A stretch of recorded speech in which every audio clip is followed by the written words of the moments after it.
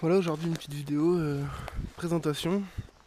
Donc voilà campement qu'on a fait avec Scal qui vient de partir parce qu'il avait des choses à faire et il a pris le temps au moins déjà de venir une soirée plus dormir cette nuit avec moi. Un bon moment de rigolade, on s'est bien marré, ça va. On a bien mangé aussi, trop mangé même on va dire. Voilà donc aujourd'hui une petite vidéo sympa sur un outil que je viens de prendre, un couteau de Nico de Feu et Forge Coutellerie qui s'appelle le Kiridashi. Donc de mémoire, je crois que le Kiridashi c'est japonais ou chinois, enfin c'est asiatique. Je me suis un peu rencardé sur le truc.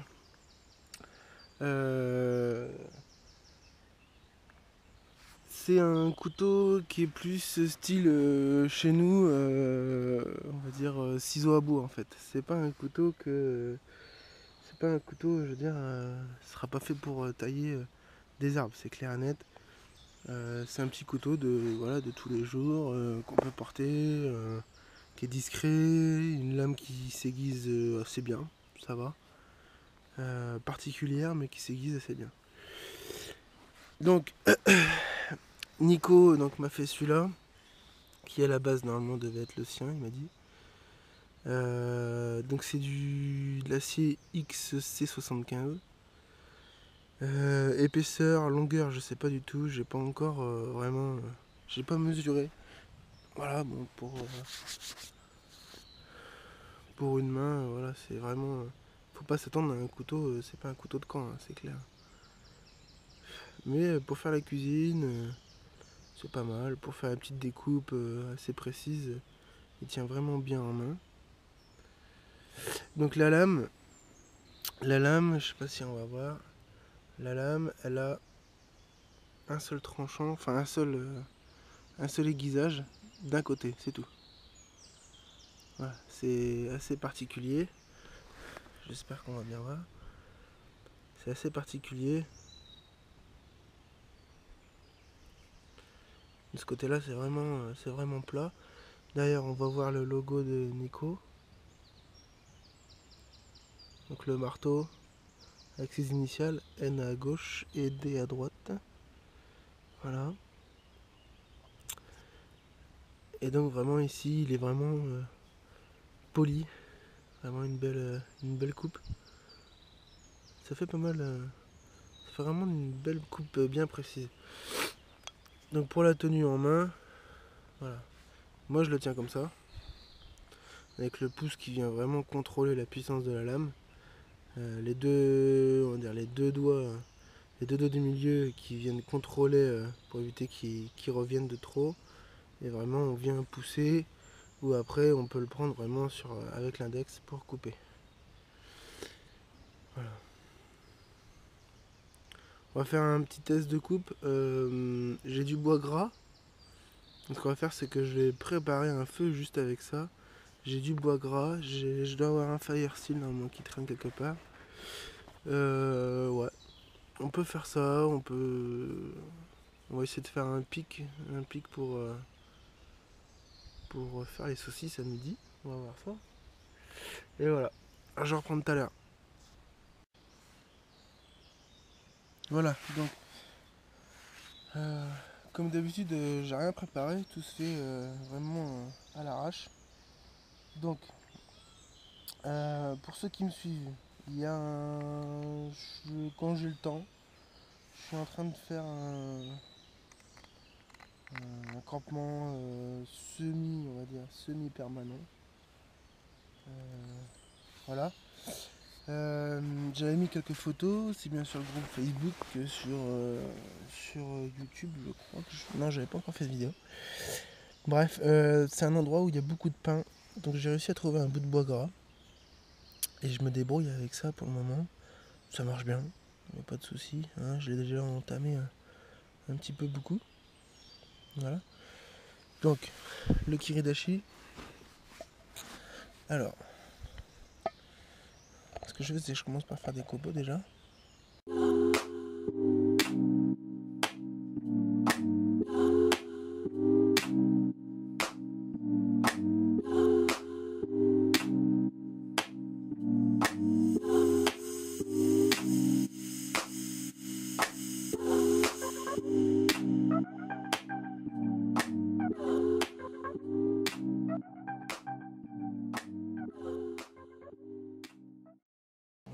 On obtient quand même quelque chose de pas mal.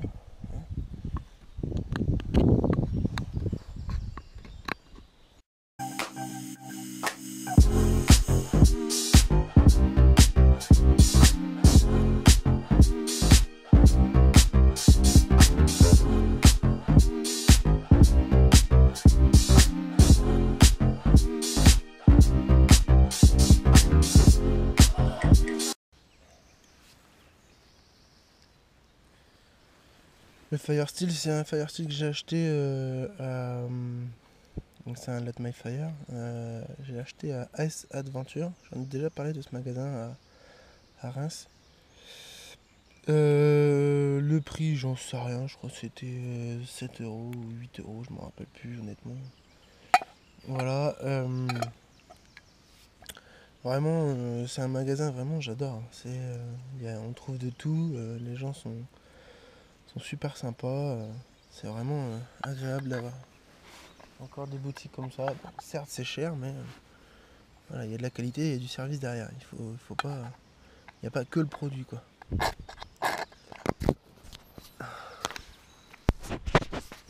Hop, forcément, la caméra elle tombe.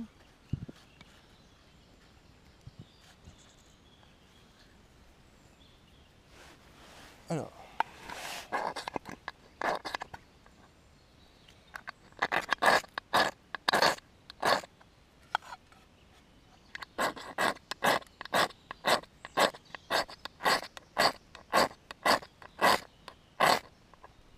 Voilà.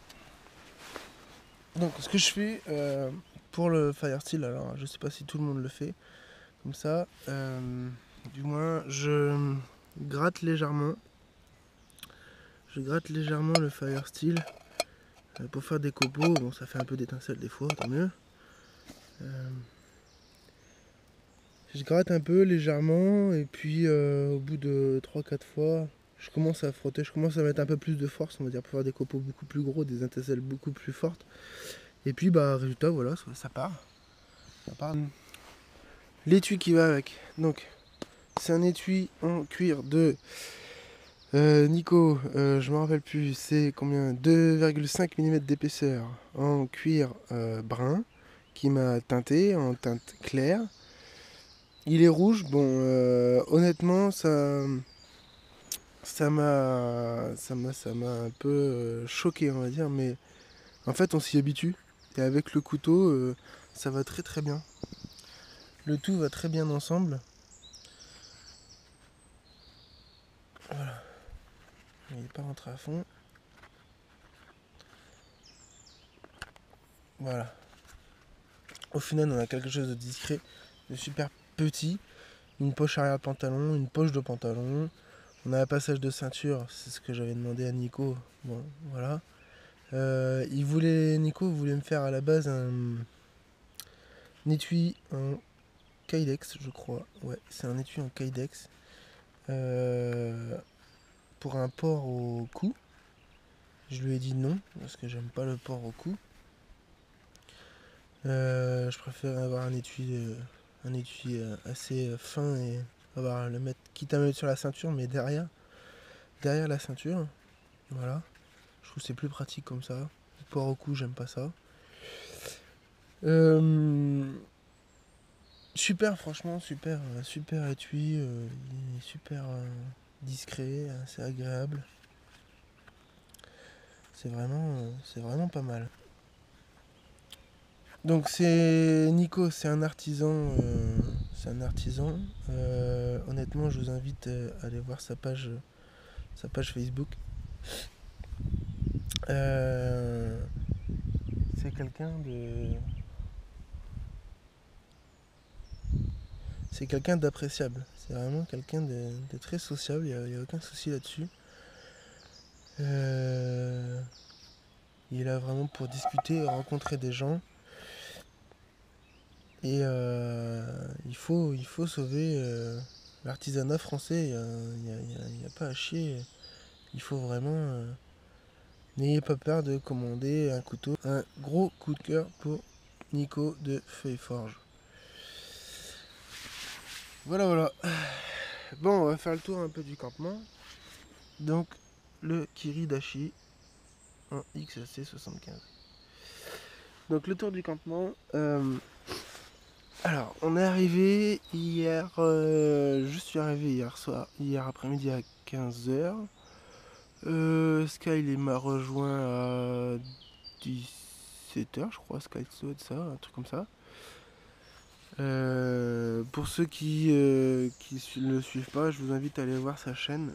C'est Sky Survivaliste. Voilà, donc il fait un peu de vidéos sur tout ce qui est survivaliste. N'hésitez pas à lui mettre un petit pouce si vous aimez. Et puis, comme Boubardi, pour les rageux, tiens, voilà. Bref, donc le feu, ce qu'on a fait hier, c'est qu'on a fait un poulet en fait. Un bon poulet, poulet au miel. Poulet au miel, vraiment, on a juste mis badigeonné de miel autour. Donc on avait fait 2 hauteurs de broche, une hauteur haute qu'on a laissé pendant quelque chose comme 2 heures, quelque chose comme ça. Puis on avait fait une broche basse pour pouvoir le faire un peu croustiller le miel. Ouais, on est des gourmands, mais bon, on a bien mangé en tout cas. Honnêtement, je crois que j'ai dû manger la moitié du poulet moi tout seul. Donc voilà, on a bien mangé. On avait fait ça avec des pâtes à la sauce tomate. Bon, c'était vite fait, hein. Mais on a pris le temps de faire bien cuire le poulet. Hop. Alors, donc, on n'est pas des gros porcs, on n'est pas des dégueulasses, sac poubelle. Voilà, alors, un banc qu'on avait fait avec Sébastien. On avait fait un banc quand on était venu la première fois ici, on avait fait un banc. Par résultat, moi je suis tout seul aujourd'hui, donc ça me sert. Donc la popote, alors l'appareil photo, le téléphone, on a mes boîtes donc pour allume-feu, fire steel, coton, briquet, enfin voilà, ça c'est mon set allume-feu. Le Mora, ça c'est le déjeuner de ce matin, chaussons aux pommes, donc c'est juste de la farine et de l'eau. On a fait, en fait, on a mis, on n'avait pas de pommes, hein. On avait des bananes, Sky m'a ramené des bananes. Et on avait du chocolat, mais alors c'est du chocolat, c'est juste une tuerie. Chocolat caramel. Donc ce matin c'était chaussons aux pommes, banane, chocolat caramel. Mais c'est juste un truc énorme. Enfin, la tasse qui est dégueulasse. Voilà, ça c'est restant de pâte d'hier, hein, que je pense finir aujourd'hui. Ensuite, bah là c'est le gros bordel. Le tarp en diamant. Le hamac Ticket to the Moon. Alors, hier il faisait bon, aujourd'hui il fait bon dans la journée. Sauf que au tout début de la vidéo, il y a un petit cours d'eau qui est juste là-bas entre les roseaux. Voilà. Et qui dit cours d'eau dit humidité, qui dit humidité dit froid, forcément. Donc, ce que je fais depuis septembre ou octobre de l'année dernière, donc là on est quand même en mai. Ce que je fais, c'est que je dors avec 2 sacs de couchage. Alors, j'ai le sac de couchage extérieur. C'est celui-ci, le bleu avec vert à l'intérieur. C'est un sac de couchage Décathlon, du Quechua. C'est un sac de couchage qui nous fait, de mémoire, je crois que c'est 9 en confort, 5 en limite. Donc ça veut dire 9 en confort, 9 degrés pour les femmes, 5 en limite, 5 degrés pour les hommes. Ça c'est celui de l'extérieur. Et à l'intérieur j'en ai un autre. Celui-ci par contre ça fait des années que je l'ai. C'est un... crois que c'est un 0,5 degrés, je crois. Il est beaucoup plus gros celui-ci. Un truc que j'ai eu Intersport, mais il y a des années que je l'ai. Voilà, le principe est que celui de l'extérieur il est fermé, celui de l'intérieur n'est pas fermé. C'est-à-dire que celui de l'intérieur, je le mets quand j'ai vraiment trop froid. N'importe comment, il est toujours en dessous de moi pour m'isoler et sur tout mon côté droite puisque la fermeture est à gauche. Voilà. Ma tête est dans celui dans l'intérieur, voilà, comme ça. Et mes pieds sont du coup à l'extérieur du duvet, du duvet intérieur en fait. Voilà.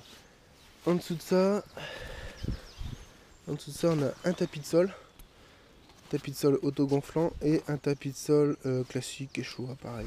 Le tapis de sol, c'est le tapis de sol, je crois que j'avais déjà présenté. C'est le Self-Inflating Mattress A200 Ultralight. Voilà, c'est un 50 par 1,80 m. C'est pas mal. Ça donne de la rigidité au tapis de sol en mousse. Le tapis de sol en mousse, c'est fait pour moi, dans mon sens à moi. Le tapis de sol en mousse, c'est fait pour l'humidité, pour rejeter un peu la façon de lui-même, rejeter un peu l'humidité. La mousse pour m'isoler. Le tapis autogonflant, donc à l'intérieur c'est de la mousse et de l'air.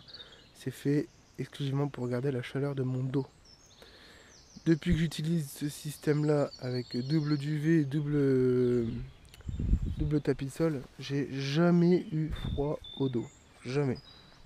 Même au mollet, j'ai jamais eu froid. Voilà. Le tarp, la bâche de... c'est une 3x4 je crois, en diamant. Super protection, il n'y a aucun souci là-dessus. On est très bien protégé sur les côtés. Le seul souci c'est que dans ce sens là on est protégé, mais dans ce sens là on est un peu moins protégé du vent. Mais bon, ça passe quand même.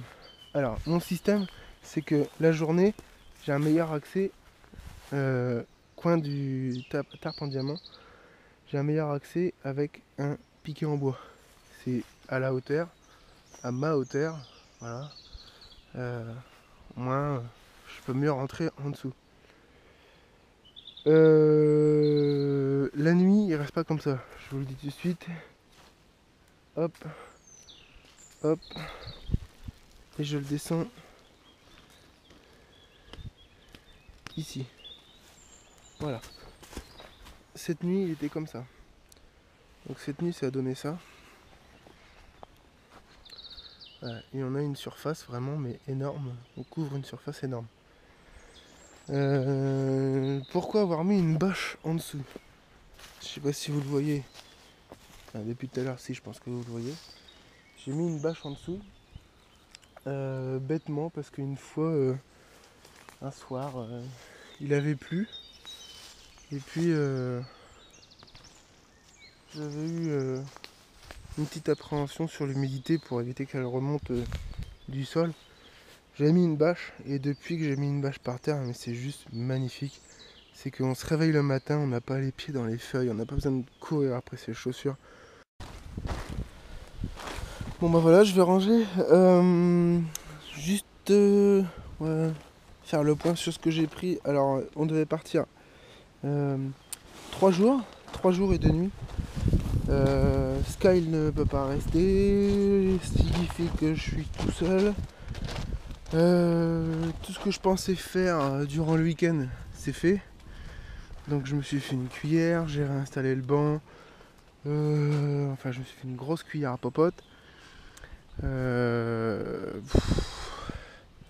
Enfin on a bien mangé tout ça et j'aimerais bien monter cette vidéo là que vous regardez avant dimanche, ça serait bien. Donc j'ai décidé de rentrer un peu plus tôt, quitte à ressortir mais pas loin de chez moi, je pense ce soir. Je vais ranger mon sac dans l'éventualité que je reparte demain. Enfin demain. Que je reparte ce soir pour demain. Voilà, donc sur 3 jours. Sur 3 jours, on avait pris trop de bouffe, encore et toujours trop de bouffe. Donc on a bien mangé. Sky avait ramené des trucs que j'avais pas pensé. Moi j'ai ramené des trucs, j'avais ramené des pommes de terre, du riz, de l'éblis, du miel, enfin du café, du thé, de la farine. Les haribots ils y sont passés. Les chamallows au feu de camp c'est agréable. J'avais ramené des truites, des saucisses. Qu'est-ce que j'ai pris? Des saucisses de Montbéliard aussi. Sky avait ramené le poulet donc. Enfin on a pris 3 à bouffer quoi. À boire, alors pour l'eau, j'ai pas encore l'optique à 100% de boire de l'eau d'une rivière qui coule à côté ou quoi. Donc j'ai pas encore cette optique là. Peut-être que ça viendra un jour. Je trouverai peut-être un système de filtration qui me convienne. J'avais pris une Nalgene de 1 litre. C'est la noire. Je sais pas si quelqu'un connaît. Une Nalgene noire comme ça. Donc ça c'est 1 litre. Voilà, j'avais pris ça. J'ai pris ça. J'ai pris une Nalgene. Ça c'est le format petit goulot à boire. Pour boire c'est impeccable. J'avais pris une Nalgene encore d'1 litre mais en version gros goulot. J'ai pris ma gourde Quechua qui me suit partout. C'est 75 ml par contre. Et elle vient en complément d'une gourde avec quart américain qui elle fait 1 litre 30. Donc ça me fait 1 litre 30 et 0,75 ça fait 2 litres, 3 litres, 4 litres. 4 litres d'eau sachant que j'avais une bouteille d'eau, il restait à peine 1 litre. Et elle était dans ma voiture donc je l'avais prise et sur le trajet je l'ai bu. Donc 4 litres d'eau, on était là à l'heure d'aujourd'hui je vous parle, on est à la moitié du campement. Il me reste 2 litres. Donc voilà. À mon avis, il faut compter 2 litres par jour par personne en faisant à manger. Sachant qu'on a bu une bouteille de 2 litres de coca et de bière, enfin une bière chacun. Voilà, donc ça commence à faire, à mon avis, s'il y en a qui consomment que de l'eau, ouais, il faut se tabler sur 2 litres 5, 3 litres d'eau avec la cuisine, 3 litres par personne.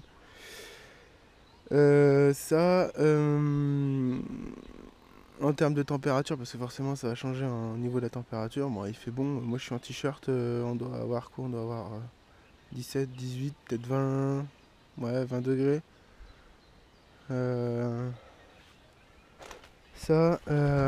Par contre, j'ai une mauvaise nouvelle, vraiment une mauvaise nouvelle, et ça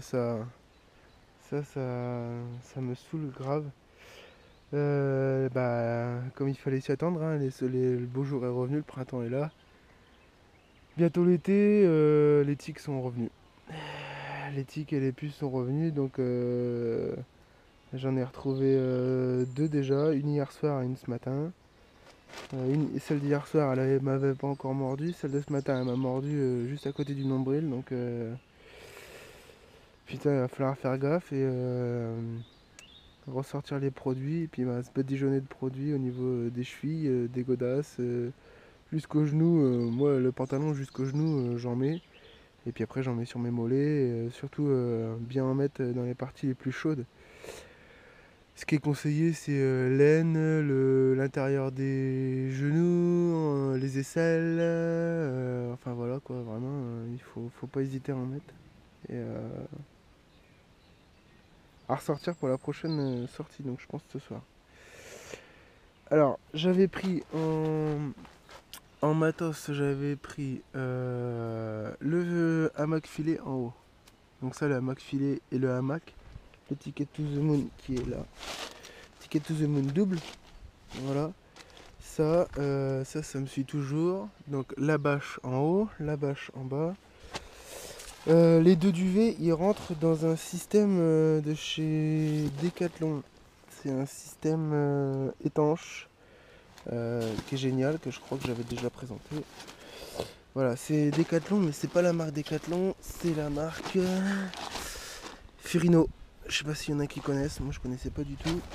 Et après je vais vous montrer comment je le mets sur mon sac. Parce que je peux pas le mettre dans mon sac, c'est pas possible. Mon sac, il y a beaucoup de choses qui ont été revues, dont la méthode de rangement. C'est fini, je mets plus le tapis de sol autour. J'en ai trop besoin du tapis de sol. Tapis de sol, ça me permet de protéger au moins tout ce qu'il y a autour.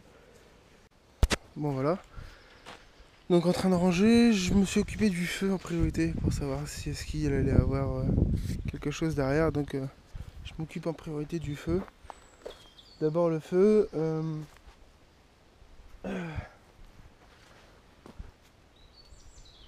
Donc je sais pas si vous l'avez vu sur la vidéo, je fais un rond autour de sable. Donc nous ici notre terre elle est assez sablonneuse. Donc voilà, moi je fais comme ça. Maintenant je sais pas si non ils font comme moi. Bref.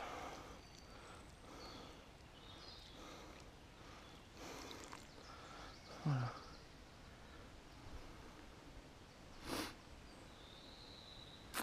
Donc en fait j'ai juste été chercher, je pense que c'est des taupes ou des fourmilières qui ont donné et de la terre qui est ressortie. Donc j'ai été la chercher plus loin là-bas, un tout petit peu plus loin. J'ai juste pris la terre extérieure et j'ai recouvert mes braises, sachant que les bouts de bois, les plus gros bouts de bois qui étaient dans le feu, je les ai mis un peu plus loin en bordure d'eau pour les refaire refroidir. Je les ai jetés dans l'eau et puis après je les ai récupérés, je les ai mis de deux côtés. Donc comme ça, là en fait ce que je fais, enfin pour moi je pense que c'est plus logique. Donc les braises encore rouges, je pose la terre dessus, enfin le sable, je pose le sable dessus. Il n'y a plus d'oxygène, donc le feu est obligé de mourir. Et vraiment en tout dernier, voilà, je balance de l'eau pour faire un choc thermique pour éviter que là c'est complètement gelé à l'intérieur. C'est tiède mais c'est pas chaud non plus. Voilà.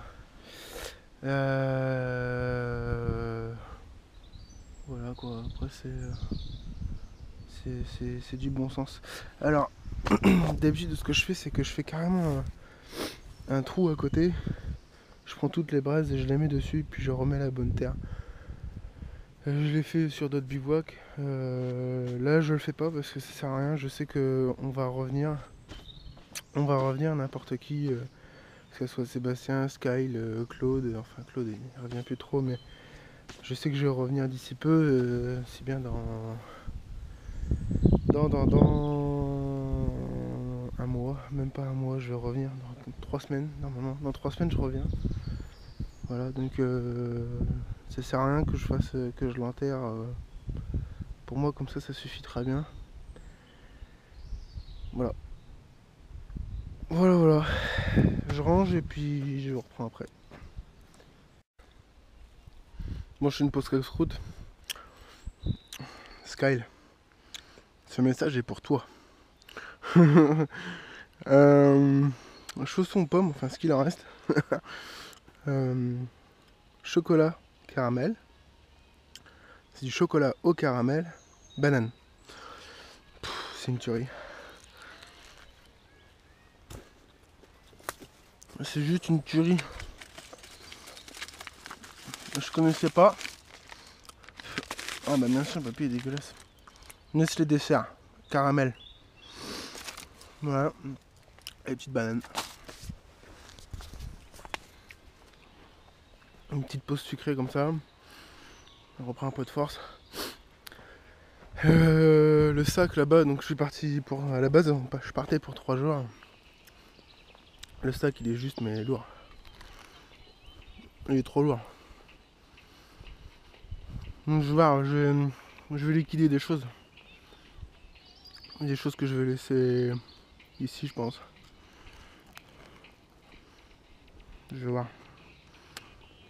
La radio là-bas. Est en train de tourner. Je voulais juste dire 2-3 trucs encore pour finir.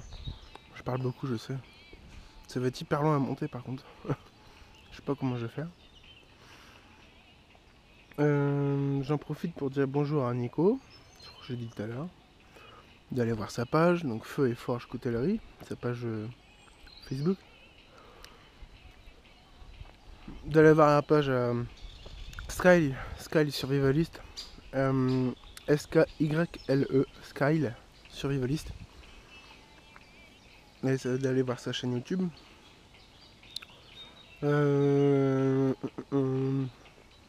Et aussi, j'ai fait une rencontre il n'y a pas longtemps sur Facebook de, je crois que c'est Greg Bushcraft. Et il a une, je sais pas si c'est lui qui a une page ça va revenir, Bushcraft de nos régions, je crois. Voilà, donc il pensait venir et finalement, bah, il a pas pu. Je suis vraiment, c'est vraiment bête quoi. Mais bon, c'est pas grave, le boulot avant tout. Donc voilà, il y a le Vulpe de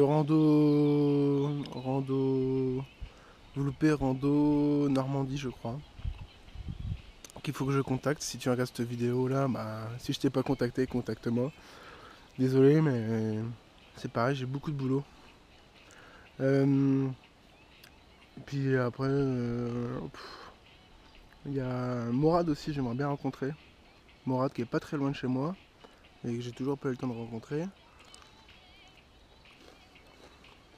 Morad, il a vraiment des bonnes techniques sur certaines choses. Vraiment, c'est quelqu'un qui peut apporter vraiment du savoir à d'autres personnes. C'est quelqu'un de très très bien. J'aimerais bien échanger avec lui, j'aimerais bien le rencontrer et puis voilà. Je voulais ça là un moment. Par contre, j'ai les mains dégueulasses. Je vous reprends après. Non, même pas, ça va aller. Non, ça va aller. Hop là. Voilà. Ce que j'ai fait, c'était mon objectif premier aujourd'hui. C'était de pouvoir me refaire une cuillère. Et Philippe Bilan, un grand bonjour à toi. Un grand salut de la Picardie, de l'Oise.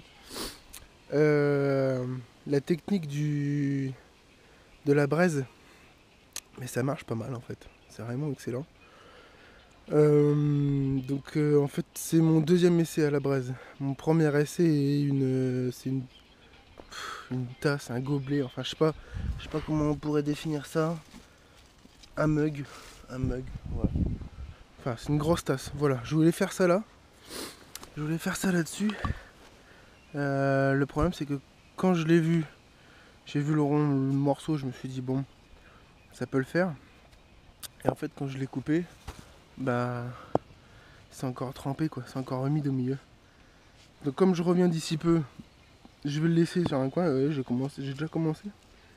Comme je reviens d'ici peu, je vais voir, soit je vais la finir ou soit j'en ferai moins, je ferai pas forcément une tasse aussi profonde que ça. Je ferai peut-être juste un récipient, un bol, une cuxa, ouais voilà c'est ça. On verra bien. Je voulais garder un peu ici, il y avait un nœud en fait, il y avait une branche qui partait là. Je l'ai coupé juste au ras pour faire un bec verseur ou je sais pas, vraiment creuser le début. À voir. En tout cas elle va rester là le temps qu'elle sèche. Je vais voir aussi que je la mets, si je vais peut-être la poser sur une souche, je sais pas. Je vais voir. Mais voilà, en tout cas la technique de la braise, Philippe, ça marche bien. C'est pas mal, j'approuve. À finir, hein. Faut jamais la finir entièrement dès le premier jour. Faut toujours laisser du boulot pour un peu plus tard. Mais voilà, une belle petite cuillère pour remuer la casserole ou quoi, ou servir. Voilà. Bon, je range et puis je vous reprends encore tout à l'heure. Ciao. Bon voilà, ça touche à sa fin. Encore un dernier truc à présenter. Putain, il y a des choses à présenter aujourd'hui. Je l'ai fait à la Stéphane. C'est pas méchant, bien sûr. Le prends pas mal, Stéphane. Aujourd'hui, vraiment, il y a eu une grosse vidéo finalement. Light My Fire, qui ont sorti une salière poivrière et un autre récipient. Donc c'est divisé en trois à l'intérieur. Donc on a bien le P, je sais pas si on va voir. On a un P, on a un point pour ce qu'on veut mettre autre chose. Moi j'ai mis du sucre. Et S pour sel. Sel, poivre et puis moi j'ai mis du sucre. Voilà. Ça prend pas de place. C'est pratique, c'est vraiment transportable, c'est super léger, voilà, c'est, ça peut être intéressant, j'ai pris ça. Il y a un point négatif, c'est qu'il y a un petit peu de contenance, il n'y en a pas énormément. C'est normal, c'est léger, donc il ne faut pas s'attendre à 1 kg de sel. Hein. Le truc, c'est que le sel, si on en met un peu, on le sent le goût tout de suite. Du sucre, enfin moi je parle du sucre quand j'en mets dans mon café ou n'importe quoi, dans un thé, il m'en faut beaucoup. Donc forcément, je vais m'en servir peut-être une fois, deux fois à la limite, mais c'est tout quoi. J'en ai plus tout de suite. Voilà, ça peut être un peu contraignant. Alors bon, moi j'ai mis du sucre, mais on pourrait mettre, je sais pas moi, du curry ou du paprika ou voilà, on peut moduler. Ça, qu'est-ce que je voulais dire d'autre? Voilà, alors le sac il est rangé. Je vais juste. J'avais parlé avec. Enfin, j'avais. Pas parlé, mais j'avais juste envoyé un commentaire à, à Bushcraft 3RT dans le Nord en lui disant pour un chapelet de cordes qu'il fallait faire un chapelet de cordes. Alors, le chapelet de cordes, c'est ça. C'est ça. C'est tu fais une base et tu mets plusieurs nœuds. Alors, il y a plusieurs écoles, on va dire. Il y a ceux où il y en a qui prennent un seul morceau de corde et qui font le nœud sur place. Ouais, sauf que ton nœud, une fois qu'il est fait, bah, moi ces nœuds-là, j'arrive plus à les avoir. Ils ont pris l'eau, le hamac il était suspendu dessus, j'ai dormi plusieurs fois dedans et ça fait 1 an que je l'ai le hamac et voilà donc ça fait beaucoup de poids, beaucoup de charge. Donc voilà, les nœuds, c'est les nœuds que j'ai récupérés. Alors c'est pas je sais pas si on va voir, c'est pas du double nœud classique. C'est le nœud c'est le nœud qui est recommandé chez Ticket to the Moon. C'est un double nœud mais qui est fait en forme de 8 en fait. Je sais pas si on va voir. C'est un nœud assez spécial, mais bon, un double nœud ça peut le faire aussi. Hein. Après, n'importe comment. Une fois que le nœud il est fait, ça bougera pas. Donc voilà, ça c'est mon chapelet de corde. Ouais, il est petit, je sais, mais moi en fait, c'est mis sur des élingues. Des élingues, l'élingue qui fait. On peut y aller, hein. Franchement, il y a du poids. Il y a du poids. 300 kg et ça dépend si on la double. 600 kg. Mais moi je la passe plutôt comme ça et je crois que c'est 250 kg. 250 kg par fixation, ça me fait une charge totale 500 kg. D'ici là que je pèse ce poids-là, à mon avis, il y aura des soucis à se faire. Donc voilà. Ça, c'est des élingues avec une boucle au bout. Voilà. Moi, c'est ce que j'utilise. J'ai jamais eu de problème. Et il faut savoir que Ticket to the Moon, c'est à peu près les mêmes fixations. Voilà. Alors le sac, donc il est rempli déjà jusqu'en haut. Donc dedans, il y a les lampes, il y a les cordes, la trousse à pharmacie en bas. Il y a le sac de couche, le tapis de sol autogonflant. Sur les côtés, sur les poches des côtés, à gauche, donc dans la poche de droite en fait, mais à gauche j'ai la scie Fiskars, la serpe Fiskars. Voilà. Et à droite j'ai la hache et la deuxième scie, la jaune là, que je me sers jamais mais je l'ai prise quand même. Voilà, donc ça, il me reste à mettre fixation au-dessus, le tarp qui vient se glisser par les lanières bleues et la corde ici, ça c'est pour attacher l'ensemble des duvets en haut. Et puis après j'ai plus qu'à refermer dessus et par les élastiques au-dessus je vais mettre ma veste, mes vestes. Parce que comme j'ai mon kawaii, le softail et puis ma veste polaire.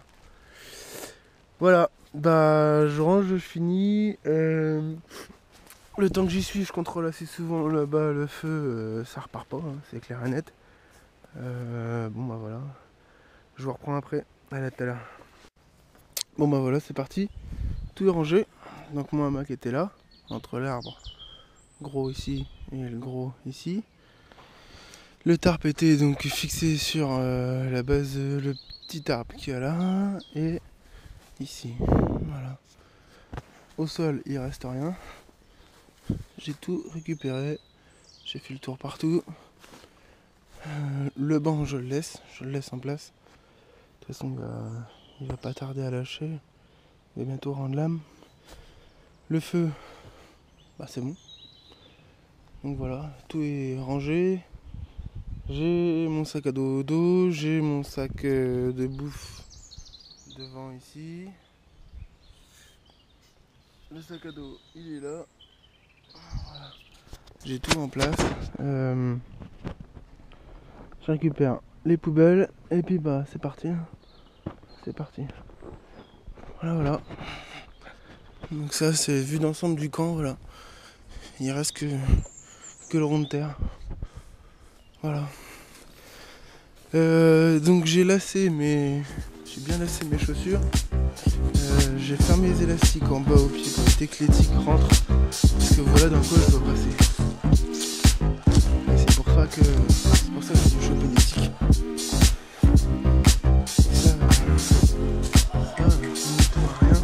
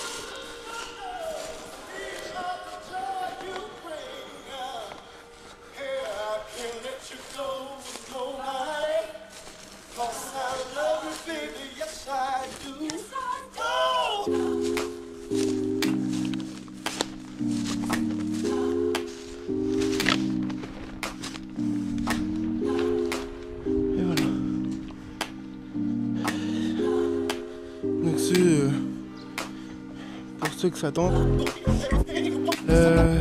en fait le camp réfléchi, enfin j'ai réfléchi plusieurs surnoms, j'arrive pas à trouver, c'est juste que voilà, on a cette pierre là, donc je pense que ça sera baptisé la pierre blanche, je sais pas, à mon avis ce sera le campement de la pierre blanche.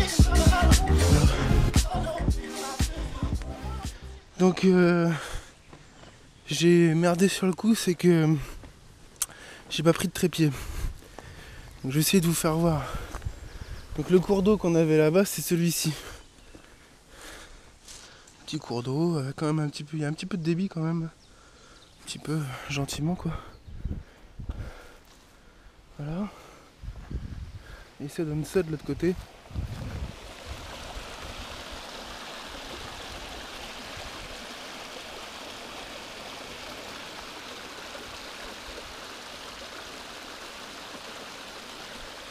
Joli petit bruit d'eau, c'est appréciable. Voilà. Bon alors c'est la forêt, hein. C'est que des chemins comme ça. Voilà, jusque là-bas. Donc pour ceux que ça intéresse, donc j'invite à me rejoindre sur des bivouacs. Hein, je fais des actualités sur les pages Facebook. Et puis s'ils veulent me rejoindre, il n'y a pas de souci. N'importe comment, je suis ouvert à tout, ouvert à toute proposition. Enfin toute. Hein, dans la mesure du possible des bivouacs quoi. Pas autre chose. Bande de vicelards. Quoi d'autre, Mister Boubard qui a fait des nouvelles vidéos. un petit peu dont je trouve une de ses meilleures vidéos, les insectes comestibles sur alors c'est un partenaire à lui, c'est insectes comestibles oh là là, j'ai du mal. Insectcomestibles.com, je crois. Ça doit être ça. Insectcomestibles.com. Il y a encore le cours d'eau qui est juste là en fait. Voilà. Donc il faudra que je voie ça. Que je regarde. J'ai toujours pas regardé le site. Ça, j'en ai tellement en tête, j'ai rien préparé comme d'habitude. Ouais, il y a une seule chose. Les hamacs Ticket to the Moon. Bon, ils sont costauds, voilà, c'est la référence en couchage non au sol en fait, hors sol. C'est vraiment la référence, hein, c'est le Ticket to the Moon ou rien quoi. C'est super, c'est vraiment génial. Maintenant, le fait qu'il soit en forme de banane et qu'il y ait à chaque extrémité, on a vraiment un petit morceau de corde qui récupère tout le passant du hamac. Je pense pouvoir contrer cette chose-là en installant une barre. Alors au début je voulais installer un bâton que je trouverais, enfin un morceau de bois que je trouverais.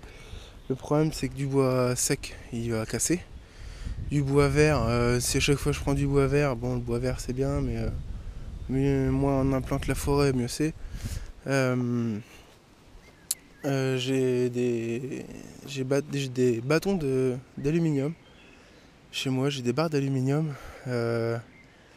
Et je vais essayer de tester ça, en faisant passer une barre en aluminium à travers le passant du Ticket to the Moon et avoir un hamac droit et non un hamac en forme de banane.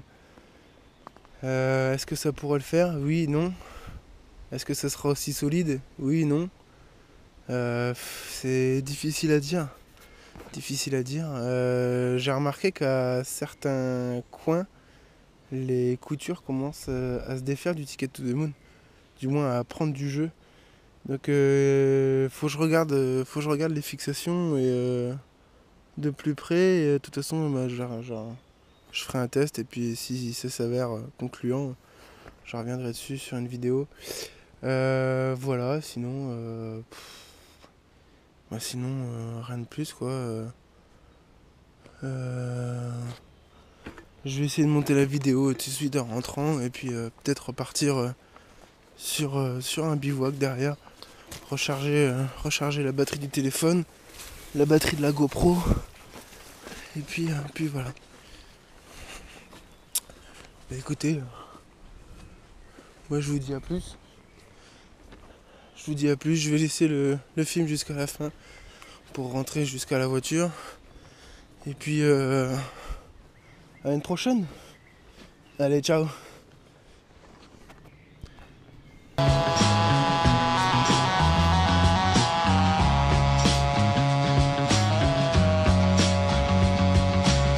Praise the Lord, I was born to drive boat. Feeling like Slash in front of the chapel. I'm lean back with the Les Paul. Shit I smoke is like cholesterol. Spill dressing on the vest at the festival, the best of all. Had a midget Puerto Rican at my beck and call. Best believe that there was neck involved. Fuck around and almost wrecked the sub. We took acid for 10 days straight up in the mountains.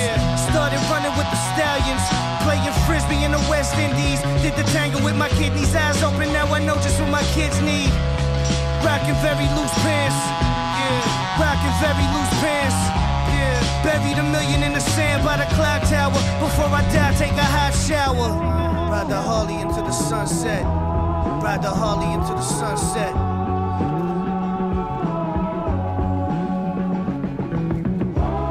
Ride the Harley into the sunset. Ride the Harley into the sunset. By chance, I seen dinner in the lobby of the Ritz with a man, the one that swings the hockey stick. I was wearing all white and my hair was looking precious. Shit, I might cop a chest and a dresser, a little machine to make espresso. I heard your bitch still wears Echo.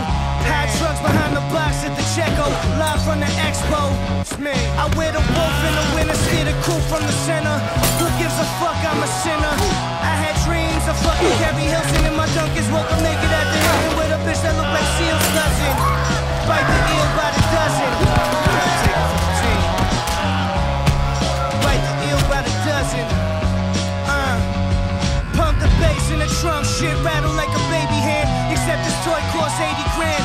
And I'm crazy tan from all the places that I've been. Just for writing words with a pen. Tell the pilot land the plane, no Roosevelt in Maine. Put a jacuzzi on the 7 train and lay John Coltrane play with that cocaine face. I know you crashed from that old Bay taste. The brass band with 7 pieces. My bitch's name is Peaches. We got twin Mac 11s with the features. Shit, you barely got sneaker money. So much dick in their mouth, that's why these motherfuckers speaking funny. You need to speak clearer, dick, cause I can't hear you. You need to speak clearer, dick, cause I can't hear you.